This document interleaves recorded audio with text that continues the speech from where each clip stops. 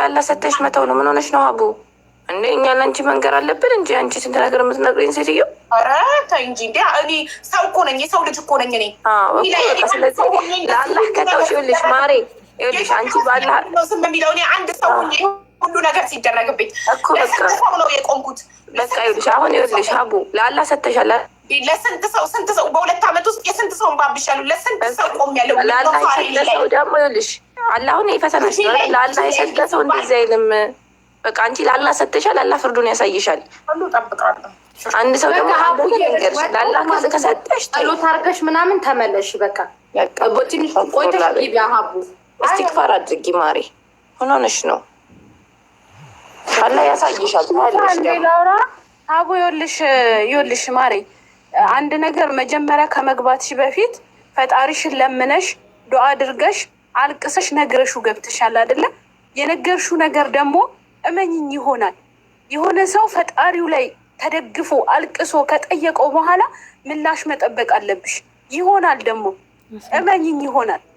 ሲቀጥል ደግሞ ሳይመን ምንም አልሆነም ሳይመን። አንቺ ለብዙ እናቶች ልጆቻቸው መናገርሽ ጥሩ ነው፣ እንኳንም ተናገርሽ። ምክንያቱም የሆነ ሰው በደካማ ጎናቸው በልጆቻቸው ይገቡና በእሱ አስለቅሷቸው ምናምን ይደበቃል ነገሩ። ተደብቆ ቤታቸውን ዘግተው አልቅሰው ለፈጣሪ ሰጥቻለሁ ምናምን ብለው ዝም ይባላል። መናገርሽ ጥሩ ነው። ልጅሽን በልጅሽ ነው የመጡት። ትክክል። እንኳን ተናገርሽ፣ እስከሚገባሽ ድረስ ተናገሪ። አይደለም በሶሻል ሚዲያ መረገም ባለባቸው እስከ ጥግ ድረስ እናስረግማቸዋለን። መረገም ካለባቸው ወላሂ ላዚም ተናገርሽ፣ ጥሩ ነው። እንኳንም ተናገርሽ። መልሱን ግን ጠብቂ መልሱን። አሁን ተናግረሻል፣ ማለት ያለብሽን ብለሻል፣ መናገር ያለብሽን ተናግረሻል። በቃ ወደ ራስሽ ተመለሽ አቡዬ። ማውራት ያለባችሁን አውሩ። በቃ በልጅ ሲሆን ያማል። እኔ እናት አባቴ ባለቤቴ ራሴ እንደኔ ሶሻል ሚዲያ ላይ አጸያፊ ስድብ የተሰደበ የለም።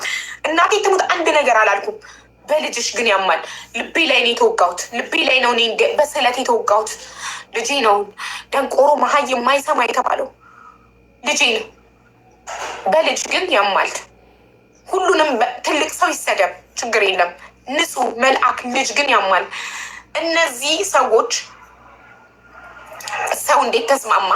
ላይፋቸውን ከፍተው ገስት ላይ 8 ሰው ተደርድሮ የልጅ ፎቶ ተለጥፎ ይረገጣል። ይሄ ደንቆሮ የማይሰማ ልጇ ልክፈትላችሁ፣ ላላያችሁት ላሰማችሁ። እንደዚህ ሲባል የሰው ልጅ እንዴት አንድ ሰው ቢሆን እንዴት ይስማማል? አይደለም ያ ሁሉ ሰው ኖ ልጇን ማትናገሩ እንዴት አይባልም? ከሚናገረው ሰው አልፎ የሚስማሙት ሰዎች ከምን አይነት ማህበረሰብ የወጡ ናቸው? ከሰው ነው የተወለዱት፣ ከሰው ነው የተፈጠሩት። ከሰው የተፈጠረ ሰው ልጅን መልአክን እንደዚህ ብሎ ይሳደባል ይባላል? እኔ እኮ ስሰደብ ምንም አላልኩም። እናቴ ስትሰደብ፣ አባቴ ሲሰደብ፣ ባለቤቴ ሲሰደብ፣ ሁሉ ነገር ሲሰደብ እኮ አንድ ቀን ምንም አላልኩም። ለልጄ ግን ዝም አልልም። ለፈጣሪም ነግሬዋለሁ፣ ለእናንተም እነግራችኋለሁ እንድታዩ፣ የጭካኔያቸውን ጥግ እንድታዩ። እኔ ደግሞ በልጄ እንድሸማቀቅ እንዳፍር ዝም እንድል ነበር አልልም። ነገም ትልቅ ቦታ ላይ ደርሼ ትልቅ መድረክ ላይ የልጄን ታሪክ በኩራት እናገረዋለሁ።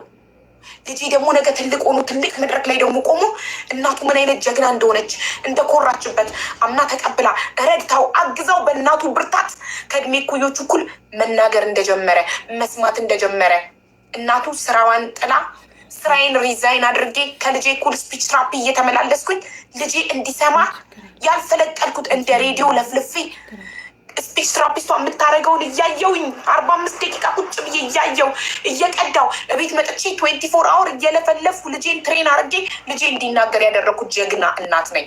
ነገ ትልቅ ቦታ ላይ ቆሜ አወራዋለሁ ይሄንን። እንደገና ልጄ ትልቅ ቦታ ደርሶ የእናቱን ጥንካሬ የእናቱን ጀግንነት ይመሰክራል። ይህን ደግሞ እድሜ ይስጣችሁና ታያላችሁ። እንዳፍርበት ከሆነ ነገም ደግሜ ይናገራለሁ። ከነጎዳም ለሌሎች እናቶች ብርታት መሆን እፈልጋለሁ። እንደዚህ አይነት ማህበረሰብ ስላለ ነው፣ እንደዚህ አይነት ሰው ስላለ ነው እናቶች ችግር ሲገጥማቸው ስፔሻል ኒድ ልጅ ሲወልዱ፣ እማያይ ልጅ፣ ኦቲዝም፣ ኦቲስቲክ ልጅ ሲወልዱ የሚደብቁት ይኸው እንደዚህ ስለሚደረጉ ነው። የኔ ልጅ ስፔሻል ኒድ አይደለም፣ የመስማት ችግር ብቻ ነበር የነበረበት። እሱም ተፈቶለት እየሰማ እየተናገረ ነው። ከእድሜ እኩዮቹ እኩል ኖርማል ትምህርት ቤት እየሄደ ነው። ሌላ ነገር ቢሆን ምን ልታደርጉኝ ነበር? ከዚህ የባሰ ነገር ቢሆን እንደው ምን ልታደርጉኝ ነበር? ሰው እንዴት ነው በተፈጥሮ ፈጣሪ በሰጠው ነገር ለማሸማቀቅ የሚሞክረው? እዚህ ድረስ ጨካኝ ሰዎች አሉ። እዚህ ድረስ ነገ ልጄ ሲያድግ እንዲሁ አማርኛ የሚችል ቢሆን ኖሮ እንደዚህ እየተባለ አንገቱን እንዲተፋ የበታችነት እንዲሰማው ታደርጉ ነበር። እንኳን ይሄ ነገር መጣ። ልጄን ከሀበሻ አርቄ አማርኛ ሳላስተምር እንዳሳድገው ትምህርት ሆኖኛል። እንኳንም